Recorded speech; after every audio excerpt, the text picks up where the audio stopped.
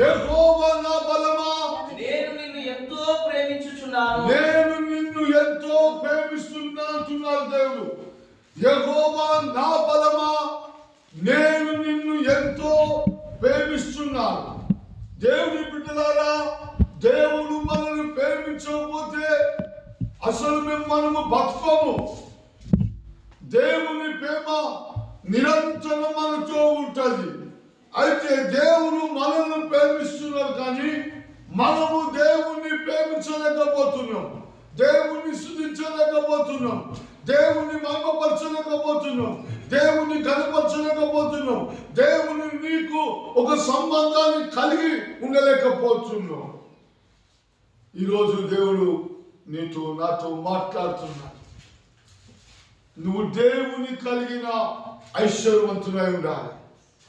నువ్వు దేవుని కలిగిన గొప్పవాడిగా ఉండాలంటే నువ్వు యేసును కలిగి ఉండాలి. ఈ లోకంలో మనం ఎంతో మందిని కలిగి ఉంటాం, ఎంతో మంది బంధువులను కలిగి ఉంటాం, కానీ వాళ్ళకన్నా ముఖ్యంగా నువ్వు యేసును కలిగి ఉంటే నువ్వు గొప్పగా ఆశీర్వదింపబడతావు, నువ్వు గొప్పగా దీవించబడతావు. దేవుడు నీ పట్ల గొప్ప గొప్ప కార్యాలు చేస్తుంటాడు. ఎందుకొరకు మనకు సమస్యలు వస్తున్నాయి, ఎందుకొరకు మనకు బాధలు వస్తున్నాయి, ఎందుకొరకు వేదనలు అవుతున్నాయి, ఎందుకొరకు మనం దుఃఖపడుతున్నాం, ఎందుకొరకు మనం ఆర్థికంగా సమస్యలో నెమ్మది లేకుండా, శాంతి లేకుండా, సమాధానం లేకుండా ఎందుకు మనం బాధపడుతున్నాం అంటే మనం దేవునితో ఉంటలేము. ఎవరితో ఉంటున్నాము?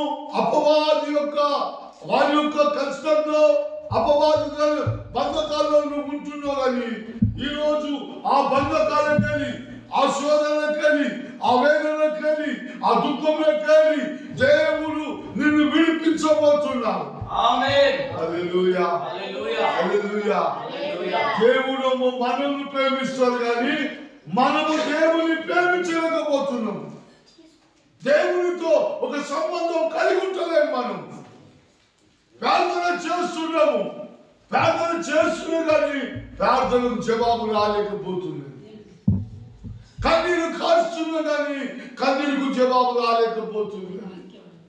కానీ దేవుడు అంటున్నాడు, ఎడతెగక ప్రార్థించు, ఎడతెగక ప్రార్థించమంటున్నాడు. నువ్వెంత ప్రార్థిస్తావో దేవుడు అంత గొప్ప కార్యాలు నీ కుటుంబంలో చేస్తుంటాడు, నీ సంఘంలో చేస్తుంటాడు, నీ వ్యక్తిగత జీవితంలో దేవుడు చేస్తుంటాడు. అందుకొరకే దేవుని వాక్యం అంటున్నది, దేవుడు చేసే కార్యాలు కళ్ళకు కనబడవు, చెవులకు వినవలని, అద్భుతాలు, ఆశ్చర్య కార్యాలు, గొప్ప కార్యాలు చేసే యేసును కలిగి ఉన్నావు. నువ్వు కలిగి ఉన్న వ్యక్తి మామూలు వ్యక్తి కాదు. ఆయన భూమిని ఆకాశాన్ని సృష్టించిన సృష్టికర్తగా యేసును నువ్వు కలిగి ఉన్నావు. యేసు ఉన్నాక మనకు భయం ఉంటుందా? యేసు ఉన్నాక ఏమైనా దుఃఖం ఉంటుందా? యేసు ఉంటే వేదన ఉంటుందా? చాలా కుటుంబాలలో వేదనతో ఉంటుండ్రు, దుఃఖంతో ఉంటున్నారు. భార్య భర్తలో సమాధానం లేకుండా, శాంతి లేకుండా, నెమ్మది లేకుండా వాళ్ళ జీవితం అంతా ఏమైపోతున్న స్థితిలో జీవిస్తున్నారు. అందుకొరకే నువ్వు యేసుని కలిగి ఉంటు. నువ్వు యేసుని కలిగి ఉంటే నీ ప్రతి సమస్యలో నుంచి దేవుడిని తప్పించబోతున్నా, ప్రతి సమస్యల నుంచి నేను లేవనెత్తబోతున్నాను. నీ పట్ల గొప్ప కార్యాలు చేసేందుకు యేసు నిన్ను చూస్తున్నాడు. యేసు మనకు చూస్తున్నాడు, మనము ఆయన కొరకు చూస్తుంది. అందుకొరకే వాక్యం అంటున్నది, కొండల తట్టు నేను కనులెత్తుతున్నాను, నాకు సాయం ఎక్కడి నుంచి వస్తుంటే యెహోవా దానినే నీకు కలుగును. దేవుడు ఆశీర్వదిస్తే, దేవుడు గొప్ప చెప్తే ఎవరు ఆపలేరు, ఎవరు నీ ముందు నిలవలేరు. ఆయన మనతో ఉన్నారు, కానీ మనం ఆయనతో ఉండలేకపోతున్నాం. ఆయన మనతోనే ఉంటున్నారు. బెదర్లు యాత్రలో ఆపదలకని తప్పించినాడు. నీతిమంతులకు అనేక ఆపదలు వచ్చును, అందులో నుంచి తప్పించి నేను గొప్ప చేస్తాను. ఆమేన్. హల్లెలూయా. ఆయన తప్పించే యేసును నువ్వు కలిగి ఉన్నావు.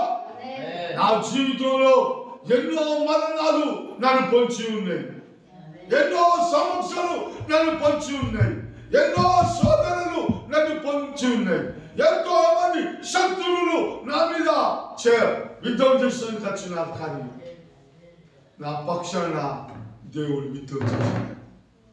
నా పక్షాన అయిన పోరాడీలు, నా పక్షాన గొప్పగా నిలబెట్టిన ఆ యేసుని బట్టి నేను వందనాలు చెల్లిస్తున్నాను. మన దేవుడు మామూలు వ్యక్తి కాదు.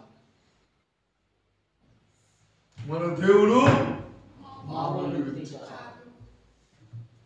ఆయన వాగ్దానం చేసిందంటే అది నెరవేర్చే దేవుడు.